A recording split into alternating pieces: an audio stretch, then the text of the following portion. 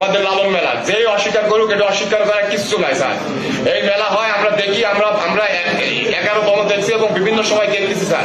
আমাদের কথা যে আমরা মাদকের পক্ষে না, আমরা চাচ্ছি যে মাদকের বিপক্ষে, কিন্তু এটা তো সিস্টেমেটিক করতে হবে। যারা সাধু সন্ন্যাসী, যারা ঘর বাড়ি ত্যাগ করেছে, তাদের জন্য কি স্যার?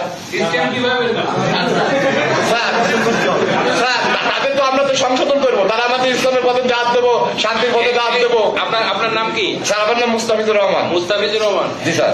আপনি মাদকের কথা বলতেছেন তো ডিস্ট্রিক্ট ম্যাজিস্ট্রেটের সামনে বসে। স্যার এটা তো আমাদের আলোচনা হবে স্যার। এটা যে কত বড় ধৃষ্টতা, ঠিক আছে? স্যার এইভাবে নেবেন না। আপনি বুঝতে পারছেন, আপনি কি অ্যাডভোকেট? জি স্যার। এটা গণতান্ত্রিক দেশে এইভাবে নেবেন না আপনি স্যার। কিসের অ্যাডভোকেটই করছেন? স্যার আমি চিটাগাং ইউনিভার্সিটি থেকে পড়াশোনা করছি, LLB LLM। আপনি জানেন না যে ডিস্ট্রিক্ট ম্যাজিস্ট্রেটের সামনে বসে আপনি একটা গুরুতর বিষয় কথা বলতেছেন, এইটুক সেন্স আপনার নাই? হ্যাঁ, এটা এই ওনারা যে পণ্ডিত আমাদের সাধুরা আছেন, ওনারা বারবার বলেছেন এবং ইস্যু আছে যে মাদকের সাথে আমাদের লালন শাহের যে জীবন আদর্শ, জীবন চরিত, তার সাথে কোনো বিন্দুমাত্র কোনো সম্পর্ক নেই। আপনি সেটার আবার সাফাই গাইতেছেন এখানে বসে বসে। না না, আমি সাফাই না স্যার, আমার ব্যাখ্যাটা আপনি ভুল বুঝতেছেন হয়তো। এই ধরনের কথা জানতে কোনো কঠিন অ্যাকশন দিব আপনি যেই অন্য কাজ, ঠিক আছে? আমাকে চিনেন না?